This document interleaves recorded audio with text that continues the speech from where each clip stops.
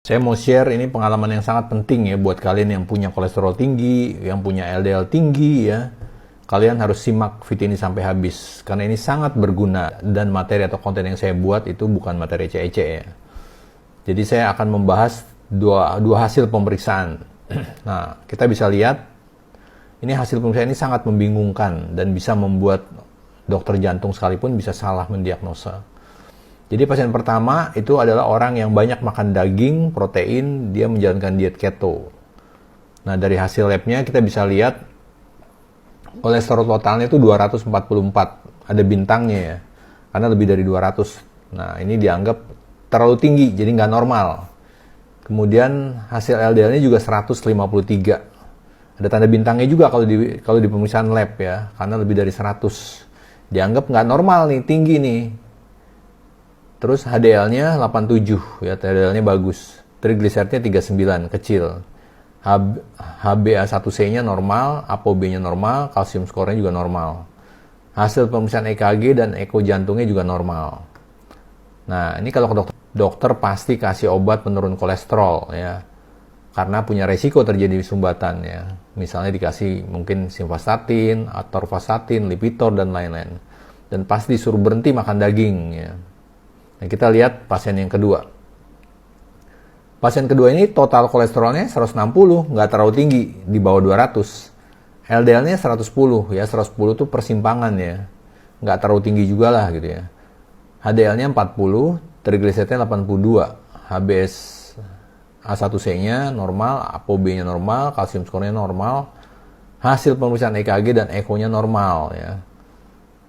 Nah, dokter pasti akan mendiagnosa pasien pertama yang punya kolesterol tinggi dan LDL tinggi itu pasti punya risiko terjadi sumbatan.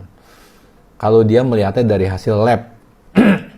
Nah, gimana kita mau tahu secara pasti di dalam jantung kita tuh ada penyumbatan apa enggak? Kita harus melakukan pemeriksaan yang namanya CT scan jantung. Jadi CT scan jantung itu kita dimasukin kontras dari tangan, kemudian masuk ke dalam terowongan, nah kita bisa cek. Di situ kita bisa mendiagnosa pasti.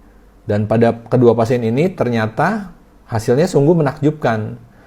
Pasien yang kedua yang kolesterolnya justru normal, LDL-nya nggak terlalu tinggi, justru ada sumbatan di salah satu cabang pembuluh darahnya sebesar 50%. Ya, dokter jantung pun bisa salah diagnosa gitu ya. Sedangkan pasien pertama yang kolesterolnya tinggi, LDL-nya tinggi, justru CT scan jantungnya bersih, nggak ada sumbatan sama sekali. Ya, tapi kalau sebetulnya kita mau teliti, ada perbedaan yang menyolok ya. Kalian bisa hitung rasionya. Nah, ternyata rasio itu perbandingan antara trigliserid dan HDL-nya tuh beda ya. Pasien pertama, kalau kita hitung rasio trigliserid dan HDL-nya, 39 dibagi 87 itu kecil, 0,4. Pasien kedua, itu rasio trigliserid dan HDL-nya 82 dibagi 40.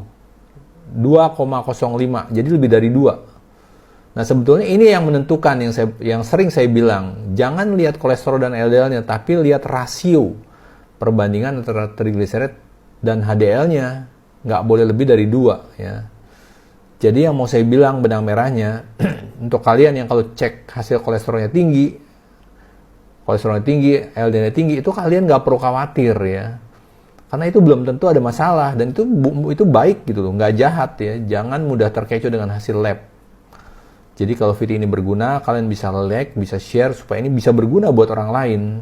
Karena selama ini di kepala kita, di kepala dokter, selalu dibilang kolesterol itu jahat, LDL itu jahat. Ya. Sebetulnya nggak begitu.